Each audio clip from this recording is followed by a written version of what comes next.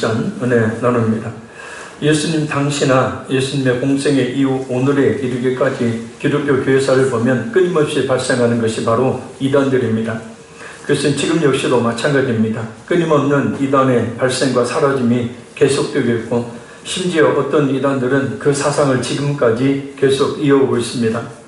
여호와 증인, 제7안식교, 몰몬교 등 외부에서 들어온 이단들이 있고, 그리고 국내에서 발흥한 이단들이 있습니다.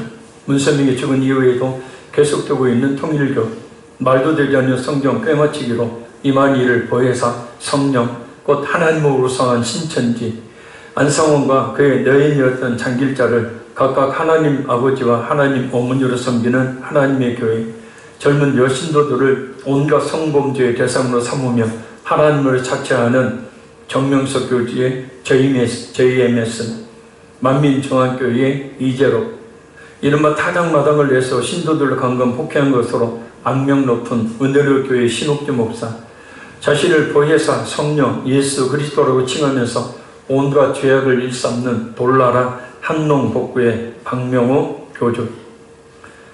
저 구이 쪽 가려면 노타리에 작은 게 하나 있죠. 거기에 보면 한농6에서 한농 설렁탕이 있습니다. 바로 그것이 바로 한농복구의 박명호 교주 소속 그런 이 기업들입니다.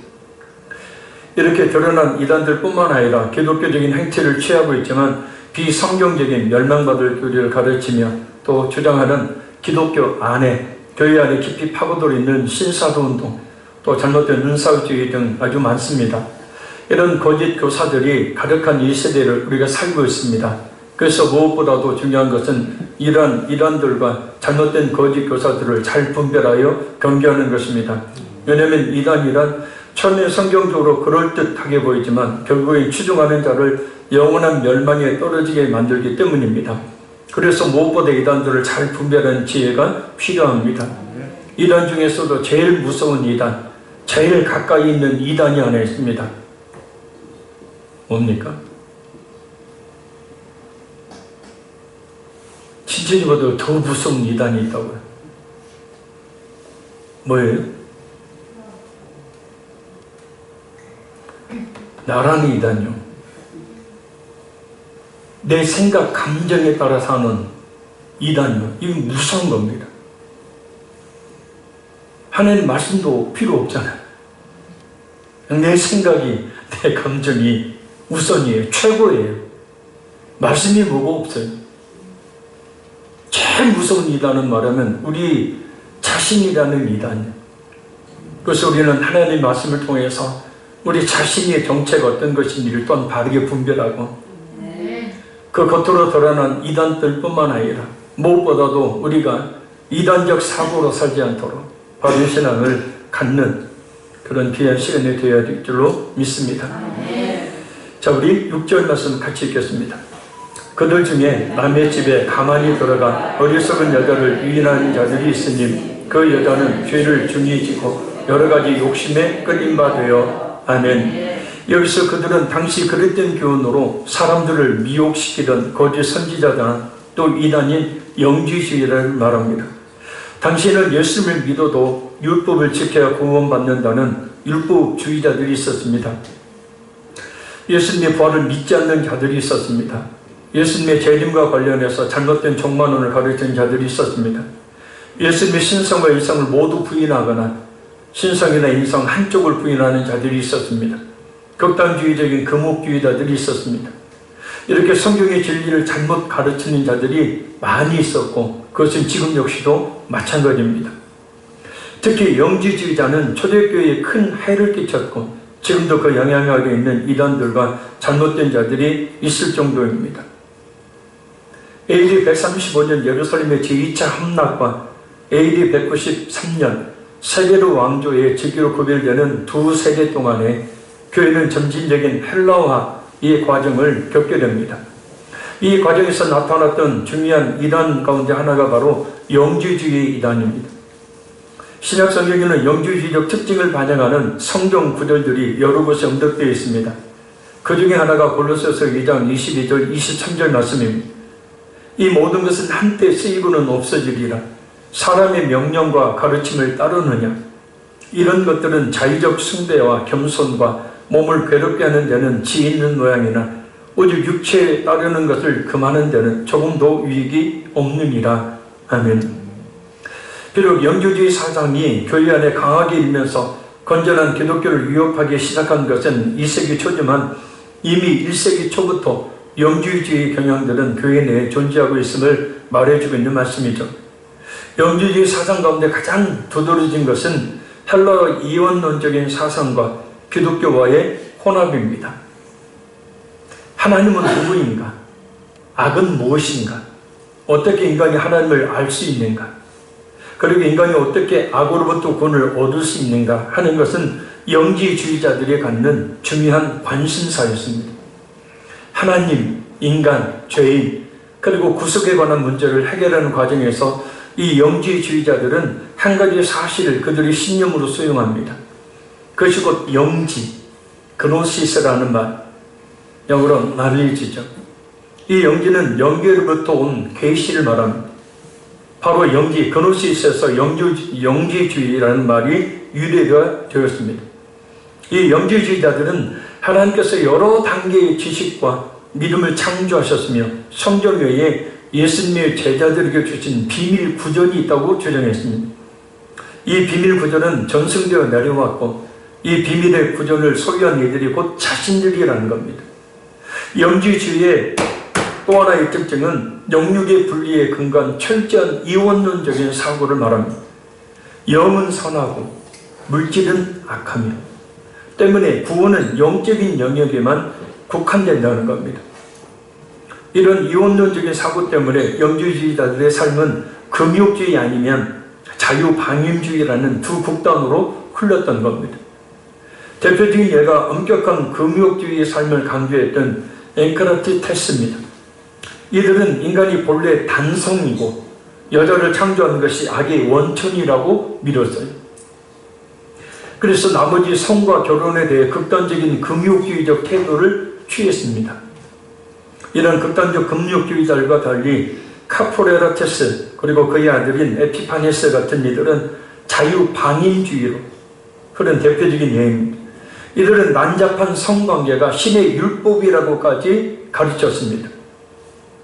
이들은 어차피 육체는 악하기 때문에 육체의 소욕을 다스릴 수 없고 육체의 구원을 가져올 수 없다는 생각에 자유방임주의로 흘렸던 겁니다. 영지주의자들은 하나님이 물질계와 아무런 관련이 없다고 말해요.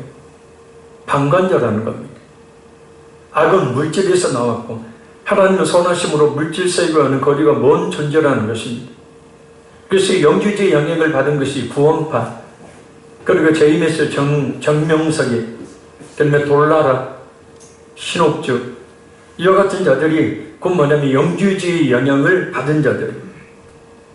육은 악하고 영은 선하다. 신옥주 목사 같은 경우는 죄를 지은 성도들 앞에 놓고 자기가 귀싸대기를 내리치잖아요. 서로 때리게 만들잖아요. 그런데도 많은 사람들이 모여요.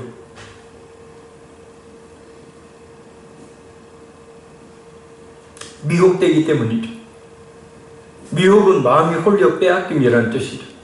이 마음이 빼앗겨버리니까 도저히 빠져나올 수가 없는 거예요. 어디 성경에 서로 타작을 하라고 나와 있습니까? 타작 맞으면 그것이 아닌데. 이런 비성경적인 아주 위험한 영주주의 사상이 당시 초대교회 안에 있었던 겁니다. 그래서 오늘 본문을 보면 바로 이런 영지주의자들과 함께 잘못된 진리를 가르치는 거짓 선지자들이 남의 집에 가만히 들어가 어리석은 여자를 유인했던 겁니다.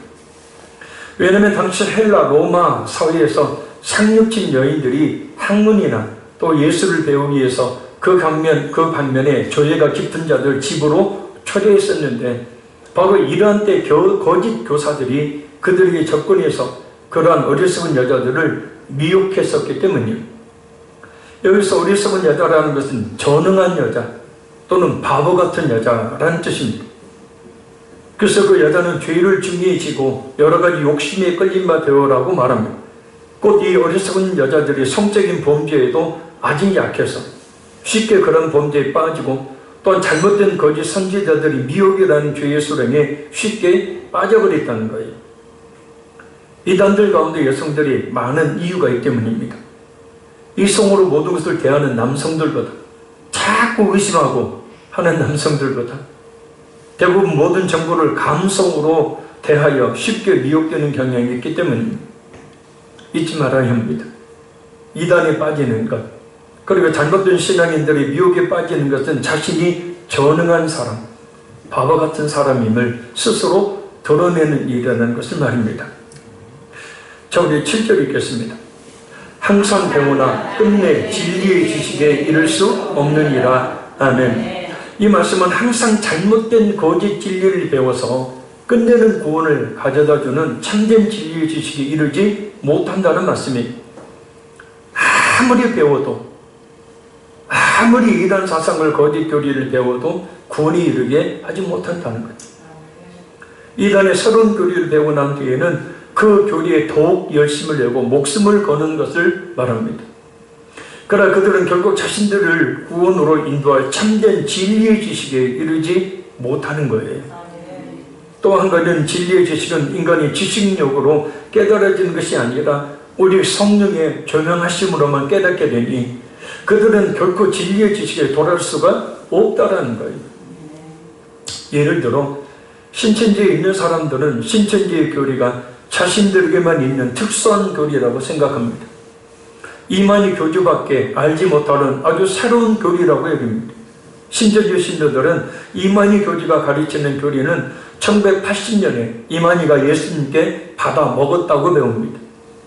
이만희가 요한계시록 1장부터 22장까지 모든 사건을 다 보고 들은 증인이기 때문에 계시록의 실상을 증언할 사람도 이만희 교주밖에 없다고 교육을 받습니다.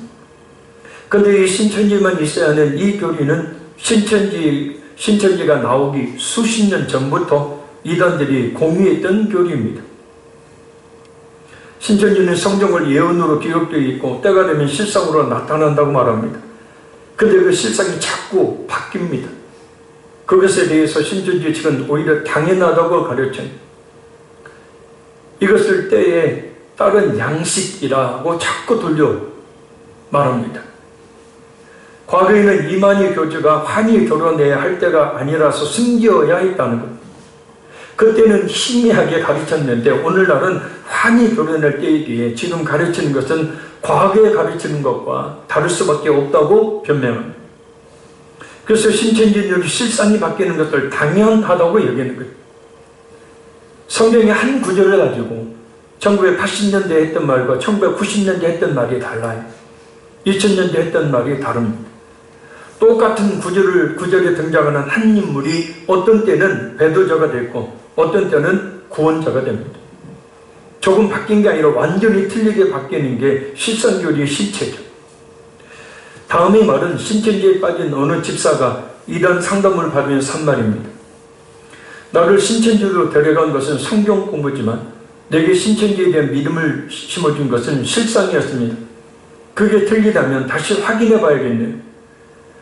내가 믿던 게 진리가 아닐 수도 있겠네요. 또 하나 이만희 교주가 예수님께 받아먹었다는 신천지의 교리가 특수한 것인 줄 알았는데 이미 한국의 여러 이단들이 다 공유했던 교리라는 건데 만일 그것이 사실이라면 이만희 교주가 예수님께 받은 게 아니네요.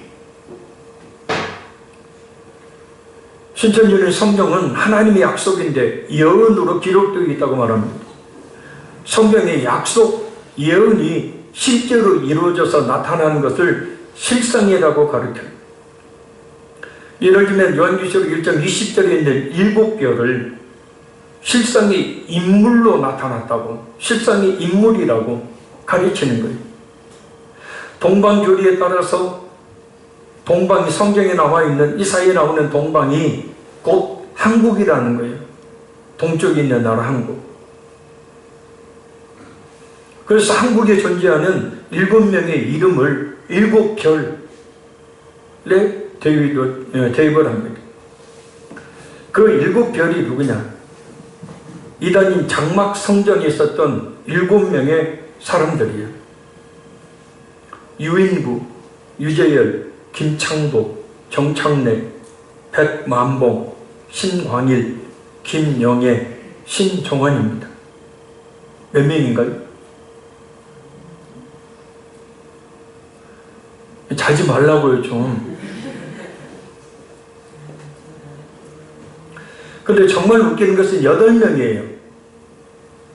그래서 7명 마치려니까 만반이 신종환이라는 모세라는 이 직분을 받은 자를 중간에 빼버려요. 그리고 또 중간에 2명이 죽으니까 또 2명 교체합니다. 7별이 자꾸 교체되는 거예요. 요한계시록에 나와 있는 소아시아 교회는 당시 터키를 중심으로 한 아시아와 유럽을 잇는 아시아 경제권에 있었던 소아시아 지역에 있는 그런 교회 7개를 대표하는 거예요. 많은 교회들을 7교회로 하나님께서 이 대표를 해서 그들에게 말씀을 하신 건데, 그 7교회가 7별이 곧 뭐냐면 우리나라에 이단인 장막성전에 있었던 7명의 사람이라는 거예요. 말이 됩니까 이게? 예, 그렇게 좀 호응을 해주세요. 안 된다고. 말이 안 된다고요. 말도 되지 않는 거잖아요.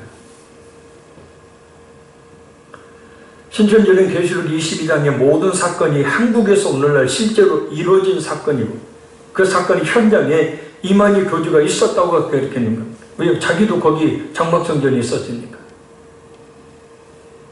그래서 이만희가 증인이고 구원자가 된다고 가르쳐요.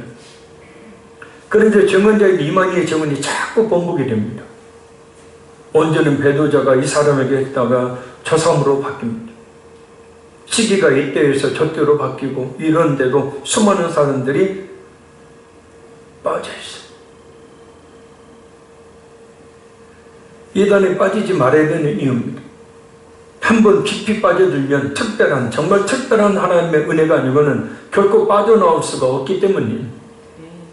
오히려 더더욱 자신들이 배운 잘못된 진리만을 참 진리로 굳게 믿고 주장하기 때문이에요. 그래서 뭐라고 말합니까? 진리의 지식에 이를 수 없느니라. 곧 구원받을 수 없다는 거예요. 얼마나 무서운 일입니까?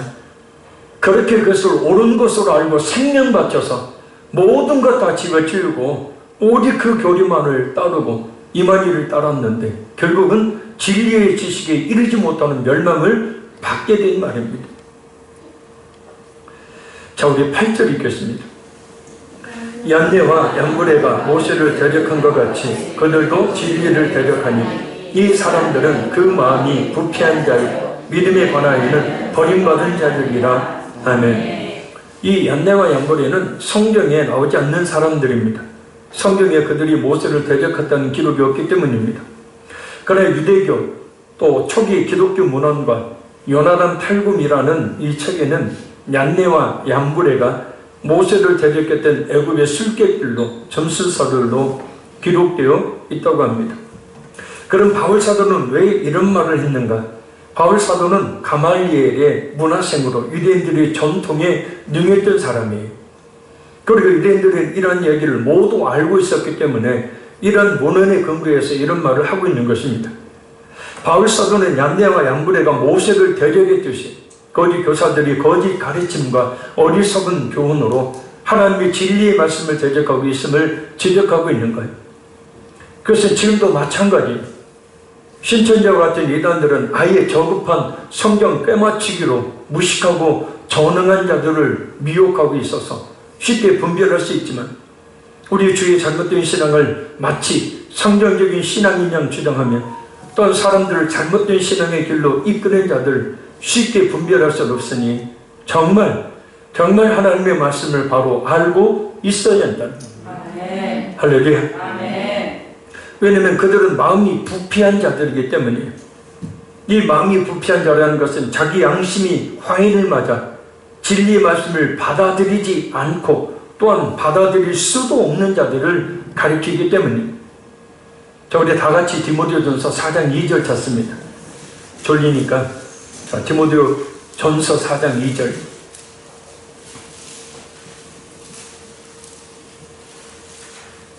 디모데전서 4장 2절. 거기 좀 성경 펴주십시오. 같이 읽습니다. 자기 양심이 화인을 맞아서 외식함으로 거짓말하는 자들이라. 아멘. 자, 여기서 화인은 옛날에 주인을 배반하고 도망쳤던 종의 이마에 그 주인이 불로 지져서 표시를 한 것을 이야기합니다. 그 추모에서, 우리나라 그 사극의 추모에서 이마박에다가 그 노의 노자를 박아버리잖아요. 불로 지져서. 그런 걸 이야기해요. 근데 이 이마에 불로 지져진 부분이 나중에 딱딱하고 감각이 무뎌지게 됩니다. 이마가 이성, 양심을 가리키죠. 그래서 양심이 이와 같다라는 것은 결국 양심이 진실을 쫓는 것이나 진실을 쫓지 못한다는 것이에요. 자신의 생각과 행동이 그릇되어 있다는 것을 아예 모르는 거예요. 아까 말씀드렸던 제일 무서운 이단이 누구라고요? 나예요. 내가 잘못되어 있는지 몰라요. 내 생각과 감정이 우선이에요. 자신을 돌아볼 줄을 몰라요. 이단보다 더 무서운 거예요. 왜요? 양심이 화인을 맞은 거예요. 뭐가 옳고 그른지를 모르는 거예요. 이게. 결국 하나님의 말씀을 떠나 사탄의 도구가 되어서 부패를 일삼고 이웃과 교회에 악영향을 미치게 됩니다. 그래서 이들의 특징은 두 가지 특징이 있어요. 첫째는 외식한다는 것. 오늘 보면 이 외식이라는 말은 무대 위에서 연기하는 자라는 뜻이에요. 그러니까 자신은 그 사람이 아니에요. 근데 마치 그 사람처럼 무대 위에서 많은 사람들이 보는 앞에서 연기를 해요. 다른 사람으로. 그들이 옳다고 말하는 교리가 거짓이니 이단들을 보십시오. 얼마나 뻔뻔하게 거짓 진리를 마치 진리인 것처럼 말합니까? 그들은 의의 일꾼으로 가장해요. 가장 성경을 잘 가르치는 자로 자신을 가장하고 광명의 천사로 가장해요. 가장 착하고 선한 모습으로 가장합니다. 그래서 그들의 겉모습만을 보고서는 무대에서 연기를 하기 때문에 딱 넘어가기 쉬워요. 무엇보다 그들이 사회의 선한 일들을 앞장서 하기 때문이에요. 정명석의 재임에서 신천지 하나님의 교회, 우리나라 모든 선한 활동들은 도맡아서 나옵니다. 국제 행사까지 개최를 해요. 둘째는 거짓말을 말합니다. 양심이 화인을 맞아서 언제든지 거짓을 서슴없이 말해요. 그들이 옳다고 말하는 교리가 거짓이니 그 거짓된 것을 따르도록 하기 위해서 온갖 거짓말과 거짓된 행동을 서슴지 않아요. 사람들을 거짓말로 속여서 자신들 집단으로 오게 만드는 신천지의 모략전도가 대표적인 거죠. 유명한 주석가이자 신학자인 핸드릭스는 양심이 화인 맞는 과정을 이렇게 설명했습니다. 첫째, 거짓말을 계속함으로 성령이 근심하도록 한다. 둘째, 성령을 반대한다. 셋째, 성령으로 하여금 떠나시게 한다. 넷째, 성령을 거스려 반역하게 한다. 다섯째, 따라서 양심의 기능은 어두워지고 굳어지게 된다.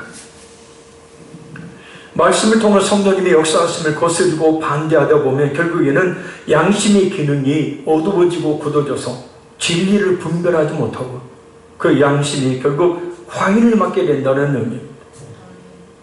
결국 화인을 맞아서라는 말은 이단과 거짓 교사들의 양심이 악한 영의 소유물이 되었음을 의미해요. 그들이 마귀의 지배를 받고 있는 것이라고요. 디모데후서 2장 26절, 그들로 깨어 마귀의 올무에서 벗어나 하나님께 사로잡힌 바 되어 그 뜻을 따르게 하실까 합니다. 마귀의 올무에 사로잡혀 있는 거예요. 그래 양심이 선인지 악인지 참인지 진리인지를 분별하지 못하고 악을 거짓을 쫓게 만드는 거예요. 따라서 우리는 이 화인과 반대로 갈라디아서 1장 17절에 바울 사도가 말했던 예수 그리스도의 흔적을 가져야 돼. 이후로는 누구든지 나를 괴롭게 하지 말라. 내가 내 몸에 예수의 흔적을 지니고 있노라. 그러니까 이 말을 거꾸로 뒤집어서 보면 우리가 예수의 흔적을 확실히 가지고 있으면 그 누구도 자신을 함부로 흔들 수 없다는 거예요.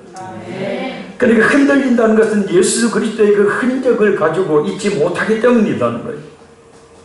이 흔적은 화인과 비슷한 것으로 헬라어로 스티그마라는 말입니다. 고대 사회에서 주인이 노예에 대한 자신의 소유권을 나타내기 위해서 노예의 몸에 낙인을 찍는 것을 가리키는 말입니다. 이 흔적은 사도로 부름을 받은 바울 사도가 예수님의 소유가 된 흔적을 이야기하는 거예요. 고린도후서 11장 22절에서 27절에 말씀하고 있듯이 예수님의 복음을 증거하던 바울 사도가 그로 인해 받게 된 고통과 고난의 상처를 가리켜는 복음을 증거하다가 그 핍박으로 인해서 바울 사도의 몸에 남게 된 상처들, 무엇보다도 바울 사도가 예수님의 진실한 그런 사도라는 사실을 입증하는 증거가 된다는 것. 주님 때문에 당했던 그 고통, 그것이 그리스도의 흔적이, 이런 흔적이 우리에게도 반드시 있어야 합니다. 예수님 때문에, 예수님의 복음을 증거하다가 받은 고통과 고난의 상처들 말입니다. 그것은 우리가 진정 예수님을 믿는 성도라는 확실한 흔적이 됩니다. 전에 통닭을 튀겨 팔던 어떤 분의 팔에 여기저기 튄 기름에 대한 상처들이 있었습니다. 직업에 따라 그 흔적들이 몸에 생기게 되죠. 예수님을 믿는 우리들, 예수님을 진실하게 믿는다면 우리들에게도 마땅히 예수님 때문에 생긴 이 흔적이 있어야 한다.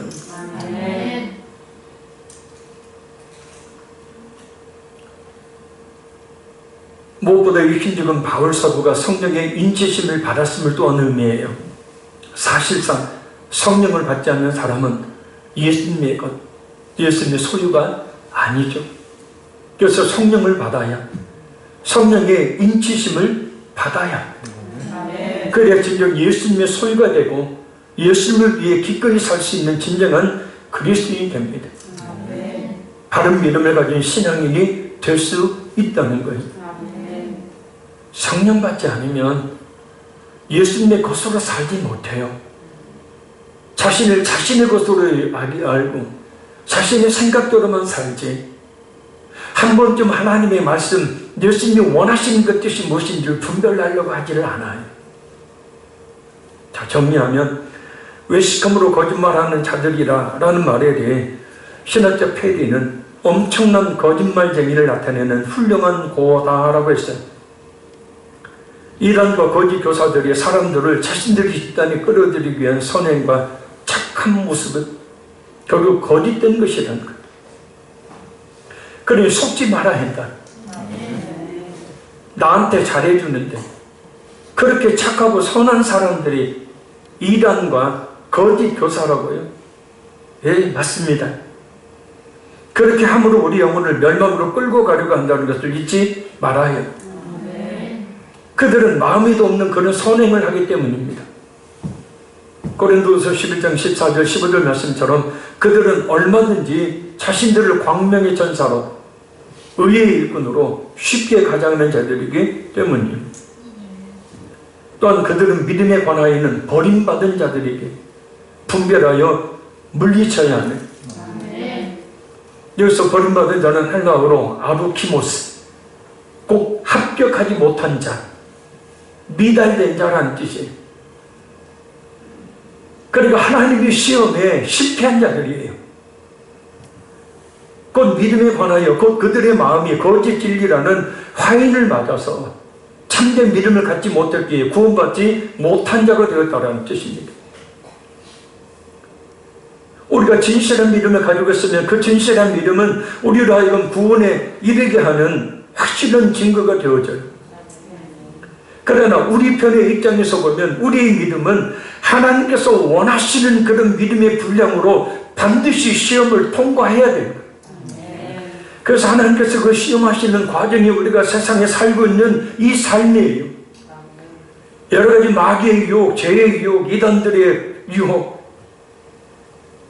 고난, 이와 같은 여러 가지 방법을 통해서 하나님께서는 우리를 시험하시는 거예요. 그래서 그 시험을 통과해야 돼. 미달된 자가 되어서는 안 된다는 겁니다. 근데 이단에 빠진 자들이나 거짓 교사들은 결국은 미달된 자예요. 하나님의 그 시험을 통과하지 못한 자라는 겁니다. 우리의 믿음은 하나님께서 원하시는 구원의 일을 진실한 믿음인가? 우리의 믿음은 여러 고난과 시험들을 잘 통과하여 우리 주님께서 합격으로 통과하시는 그런 믿음인가? 우리 하나님께서 구원받았음을 확정해 주시는 그런 진실한 믿음을 갖는 우리 모두가 되기를 간절히 바라고 또 바랍니다. 기억하십시오. 지금 우리가 겪고 있는 여러 시험, 환난, 유혹, 어려움들은 바로 주님께서 우리의 믿음을 연단하심으로 그 시험을 통과하게 하시는 과정에 주어지는 것들이라는 사실을 말입니다. 따라합니다. 시험을 잘 통과하자. 시험을 잘 통과하자. 미달되지 말자. 자, 우리 마지막 구절 읽겠습니다.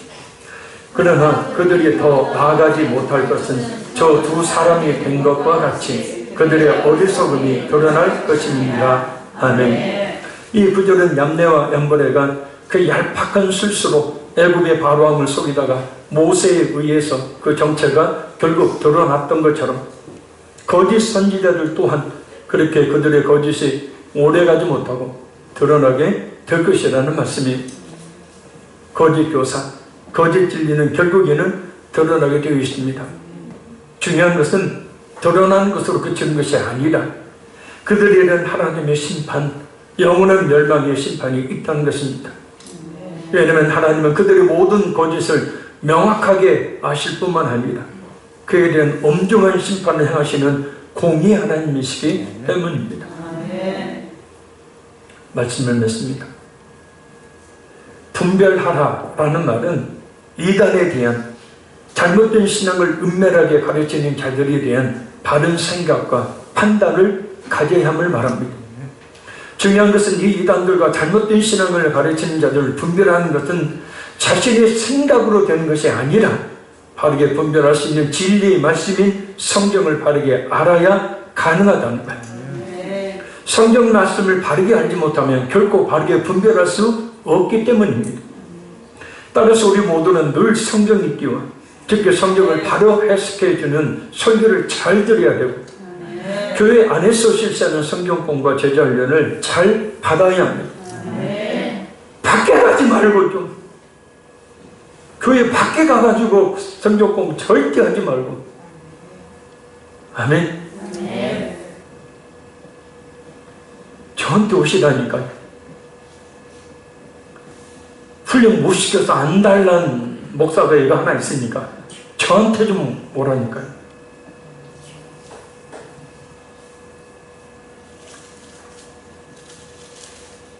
꼭 밖에서 배우고 온 사람들이 영적으로 영성 있는 사람 척 하고 있어요. 성경을 배운 사람들은 분별하지만 성경을 배우지 않는 사람들은 이단에 빠지거나 이단에 빠지지 않더라도 자신만의 잘못된 신앙관을 옳은 것으로 알고 헛된 신앙생활을 하게 됩니다. 이단을 분별하고 분별하지 못하고는 오롯이 우리 자신의 몫이에요. 그러나 중요한 것은 분별하지 못하여 그들에게 미혹될 때 영원한 멸망을 당할 수밖에 없다는 것.